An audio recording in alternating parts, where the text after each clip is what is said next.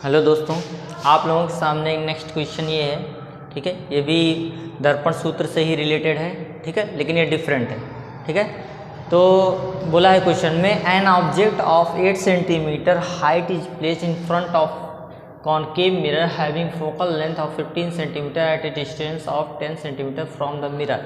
ठीक है, एक वस्तु है जिसकी ऊंचाई जो है वो 8 सेंटीमीटर है। 8 सेंटीमीटर ऊंचा एक वस्तु है जिसके जो अवतल दर्पण के सामने 10 सेंटीमीटर दूरी पर रखा हुआ है। तो आपको उससे बनने वाले प्रतिबिंब की प्रकृति और स्थिति, मतलब नेचर और पोजीशन दोनों फाइंड करने हैं, और ये भी बताना है कि उसका मैग्नीफिकेशन कितना है मिरर का। ठीक है, तो आपको दिया है क्योंकि ये कॉनकेव मिरर है, तो कॉनकेव मिरर में हमेशा सामने ही क्या रखी जाएगी, वस्तु रखी जाएगी सामने, और इसके लिए u हमेशा क्या होगा, निगेटिव होता है। तो u आपको दिया है 10 सेंटीमीटर, तो इसको हम रखेंगे -10 सेंटीमीटर क्योंकि सामने ही रखा हुआ है। ठीक, और इसकी फोकस दूरी भी दे दिया है। ठीक है, तो ध्यान से देखो कि फोकस दूरी के अंदर ही वस्तु रखी हुई है। अगर फोकस दूरी कितना दिया है आपको, 15 सेंटीमीटर, तो यह इक्वल टू ये भी माइनस में होगा 15 सेंटीमीटर, तो यहाँ पर ही वस्तु रखी हुई है, तो वस्तु की दूरी यहाँ से यहाँ तक है। u इक्वल टू आपको दिया है -10 सेंटीमीटर। ठीक है, ये आपको वस्तु दिया हुआ है, और ऊंचाई कितना दिया है इसका, वस्तु की ऊंचाई आपको दिया हुआ है। ठीक, वस्तु की ऊंचाई दिया हुआ है आपको 8 सेंटीमीटर। 8 सेंटीमीटर ऊंची क्या है, हाइट है इसकी, मान लेते हैं h1 मान लेते हैं। ठीक है, तो आपको ऑब्जेक्ट की ऊंचाई दिया हुआ है, हाइट दिया हुआ है 8 सेंटीमीटर, उसका डिस्टेंस दिया है कि मिरर से कितने डिस्टेंस पर है 10 सेंटीमीटर, तो -10 हो गया। फोकल लेंथ है आपको 15 सेंटीमीटर, तो -15 हो गया। ठीक है, तो आपको पोजीशन और नेचर बताना है। ठीक है, तो सबसे पहले हम फार्मूला यूज करेंगे 1/f = 1/u + 1/v। तो अगर मिरर क्या कहते हैं, इमेज का अगर आपको नेचर और पोजीशन निकालना है तो इसके लिए हम क्या निकालेंगे, v निकालेंगे। ठीक है, तो 1/f, f आपको दिया है -15, u आपको दिया है -10 + 1/v, तो 1/v = हो जाएगा 1-1/15, और ये इधर जाएगा प्लस हो जाएगा +1/10। एलसीएम लेंगे। ठीक है, 30 एलसीएम आएगा, 15 2 × 30, तो 2 + 10 × 30 3 हो जाएगा। तो 1/v = क्या निकल के आ जाएगा, 1/30। ठीक है, तो v = क्या निकल के आया, 30 सेंटीमीटर। ये वैल्यू किस में आई, प्लस में, पॉजिटिव में। ठीक है,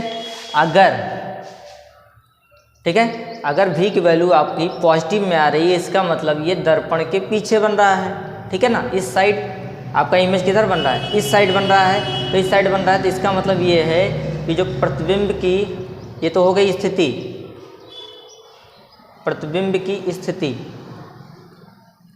पोजीशन। ठीक है ना, ये हो गई इसकी पोजीशन ये बता रहा है कि ये दर्पण के पीछे behind the mirror at 30 centimetre from the pole. ठीक है, तो ये दर्पण के पीछे 30 सेंटीमीटर दूरी पर बनेगा। दर्पण के पीछे ध्रुव से 30 सेंटीमीटर की दूरी पर बनेगा।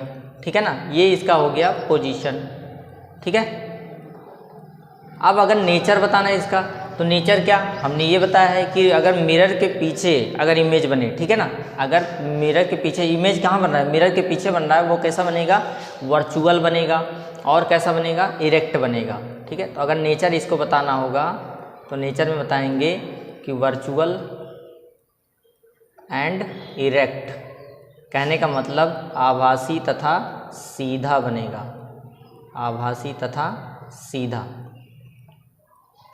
ठीक है, एक ही कंडीशन ऐसा होता है अवतल दर्पण के केस में, एक ही कंडीशन ऐसी होती है जहाँ पर आभासी और सीधा प्रतिबिंब बनता है। वो होता है अगर वस्तु हमेशा फोकस और ध्रुव के बीच में हो, अगर वस्तु क्या हो, फोकस और ध्रुव के बीच में हो, तो हमेशा प्रतिबिंब कैसा बनेगा, सीधा बनता है और आभासी बनता है, ठीक है ना।